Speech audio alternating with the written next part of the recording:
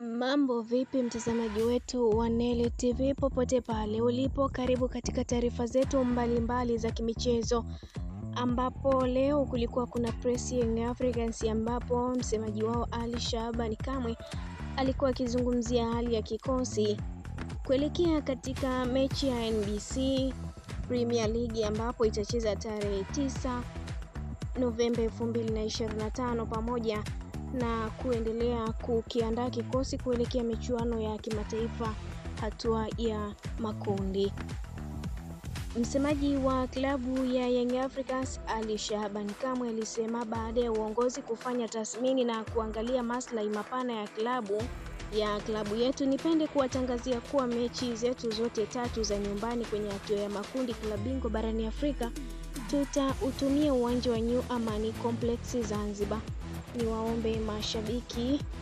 Niwaombe sana mashabiki na wanachama wetu kutoka visiwa vya Pemba na Unguja kujiandaa kupokea timu na maandalizi ya nguvu kuelekea mchezo wa kwanza wa nyumbani dhidi ya FAR Rabat.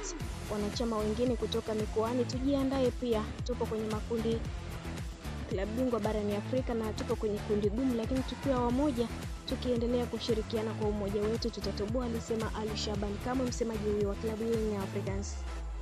Hivyo kwa muktadha huo basi, Yanga imeamua kucheza mechi zake za hatua ya makundi ya ligi ya mabingwa Afrika msimu huu katika uwanja wa New Amani Complex Zanzibar. Ofisa habari na mawasiliano wa Yanga Ali Kamwe amesema kuwa uamuzi huo umekuja baada ya tathmini ambayo uongozi wa klabu hiyo umeifanya baada ya kupangwa kwa makundi ya mashindano hayo. Yanga imepangwa katika kundi B la mashindano hayo ikiwa na timu za Al Ahly ya Misri, AC FAR Rabat ya Morocco na JS Kabylie ya Algeria. Ukiangalia hilo kundi ambalo lina timu 4, kundi B ni kundi ambalo kila mmoja ambaye anafahamu mpira, kila mmoja ambaye anafuatilia mpira wa Afrika vizuri na kila mtu ambaye anafuatilia kwa ukaribu ubora wa ngazi ya klabu Afrika atakiri kwamba kundi hili ni gumu, na kwa lugha ya kimpira tunaliita kundi la kifo. Sio kundi jepesi na sio kundi lele mama, na sisi uongozi wa Young Africans tunakiri kwamba hili ni kundi gumu na ni kundi ambalo halitabiri hadi sasa hivi, na yoyote anaweza kuwa na nafasi ya kuelekea kwenye hatua ya robo finali. Na sisi kama klabu tunaanza mipango yetu sasa hivi kuhakikisha tunakuwa na timu moja katika mbili ambazo zitafuzu kuelekea hatua ya robo finali. Tayari ratiba imeshatangazwa kwa maana mechi zitakavyokuwa.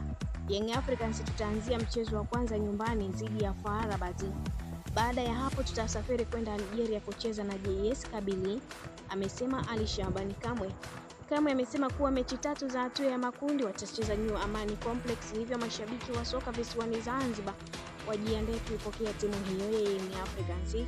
Na hii ni Neli TV mtazamaji wetu, asante kwa kuendelea kutufuatilia. Pia usisahau kulike, kushare, kucomment pamoja na kusubscribe channel yetu ili uendelee kufurahia taarifa zetu mbalimbali za kimichezo kutokea ndani na nje ya mipaka ya Tanzania. Kwa taarifa kemkem, allow notification kwa ajili ya kupata taarifa zetu pindi tunapoweka taarifa mpya kwenye channel yetu ya Neli TV. Mimi ni Liz wa Sport, endelea kuwa nasi hadi wakati mwingine, bye bye.